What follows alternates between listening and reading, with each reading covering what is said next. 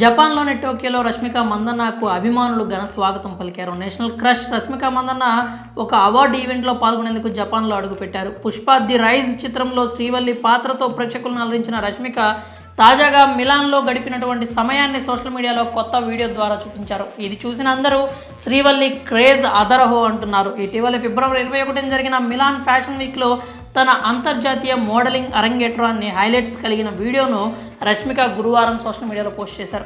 ఇక ఈరోజు టోక్యో చేరుకున్న ఆమె వెంటనే తన హోటల్ గది నుంచి తీసుకున్న సెల్ఫీని పోస్ట్ చేశారు.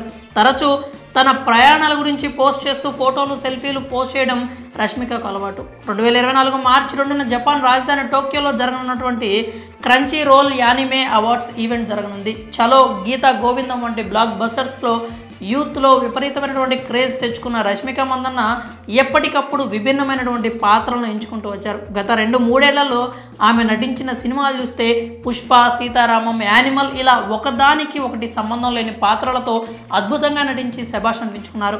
కాగా యానిమల్ సినిమా నటనకు గాను రష్మికకు ఫిల్మ్ ఫేర్ అవార్డు రాకపోవడం తనను ఆశ్చర్యపరిచిందని దర్శకుడు సందీప్ రెడ్డి వంగ అన్నారు. ఇక రష్మిక నటించే తదుపరి సినిమాల విషయానికి వస్తే Pushpa 2, the rule, rainbow, the girl friend అనేటువంటి 3 తెలుగు చిత్రాలు నటించనున్నారు. కాగా బాలీవుడ్ హిస్టారికల్ డ్రామా చావాలో కూడా విక్కీ కౌశల్ సరసన రష్మిక నటించనున్నారు. పైన చెప్పుకున్న విధంగా మార్చి 2న జరిగినటువంటి క్రంచీ రోల్ యానిమే అవార్డ్స్ 8వ ఎడిషన్లో పాల్గొనేందుకు ఆమె ఇటీవల టోక్యోలో అడుగుపెట్టారు. మరి రష్మిక మందన్నకు జపాన్ ప్రజలు